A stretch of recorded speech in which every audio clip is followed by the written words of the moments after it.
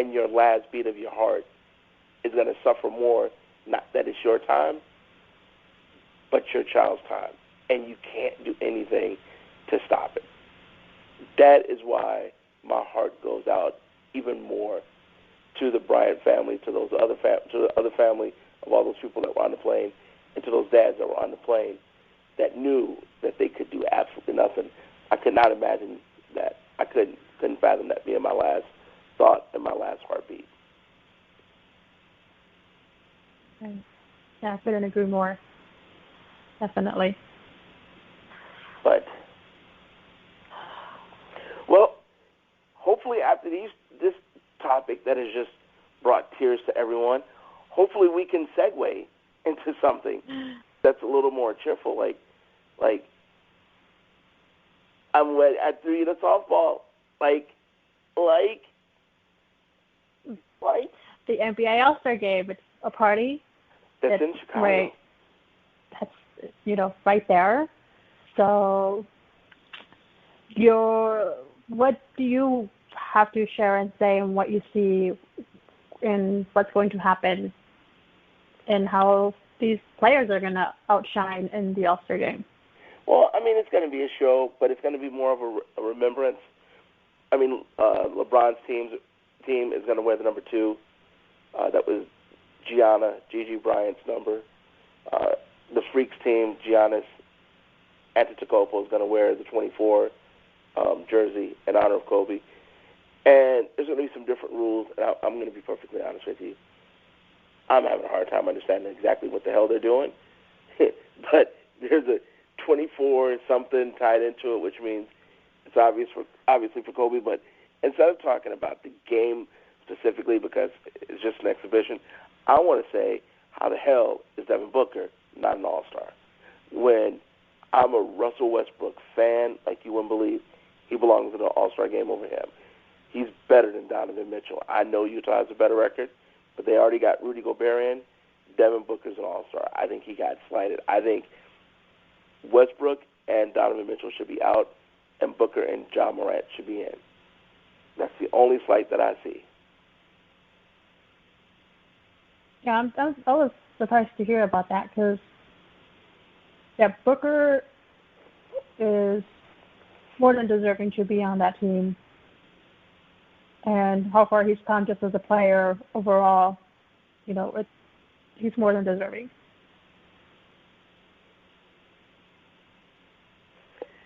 He got hosed.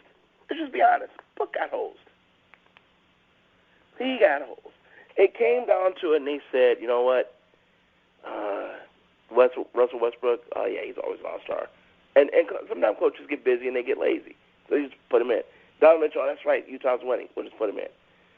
But there's more to what Booker's done. But anyway, nothing we can do about it. Luka Doncic is not going to play more than likely, so hopefully Devin could be the replacement for that. I know in the I hate to call it the rookie game because they call it something else, but DeAndre Ayton will be playing in that game. So, look, I will tell you something. That's the most boring damn game. That Friday night game between the first year and the second year players, good Lord. Just give me the no-dos now. So, but the weekend, the highlight of the weekend for me will be Derrick Rose in the skills competition. Derrick Rose is as Chicago can get. And since he didn't get in the All-Star game, which I wish he would have, by putting him in the skills game, you give him Saturday night, and that city, believe me, when they announced Derrick Rose's name in a skills competition on NBA All-Star Saturday, that stadium is going to erupt.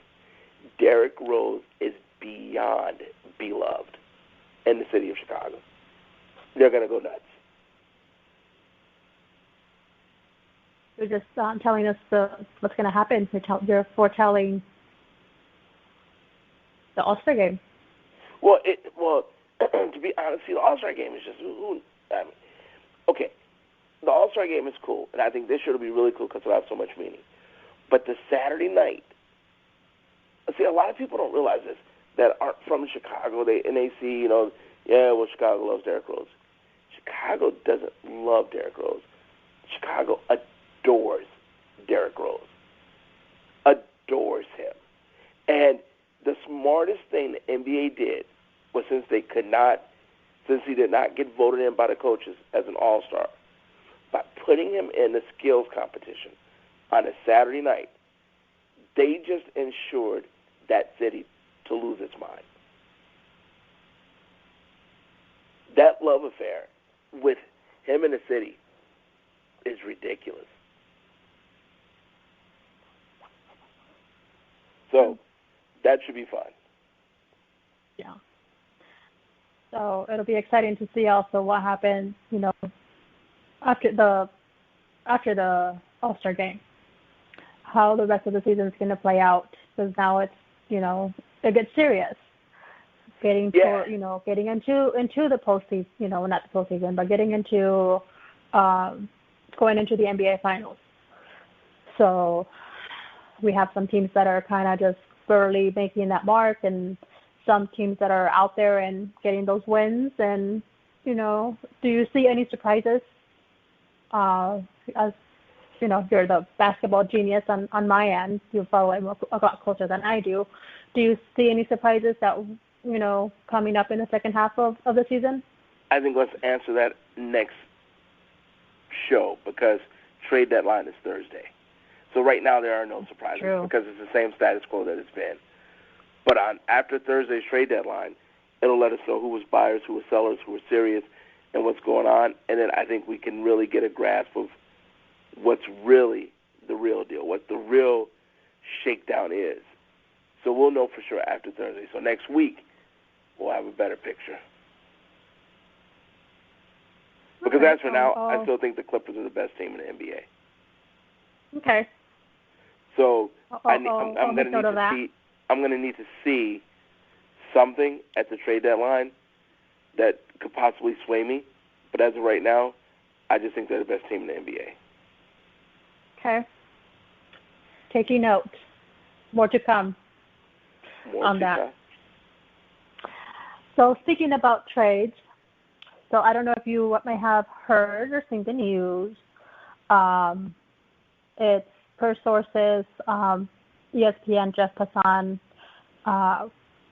has released that the Red Sox are on the verge of trading Mookie Betts and David Price to the Dodgers. Yep. So pending medical reviews. Yep. So this just puts the Dodgers in a whole different level and a whole different spectrum going into the 2020 season. Does Kershaw still pitch for the Dodgers? As far as I know. Yeah, they'll still choke.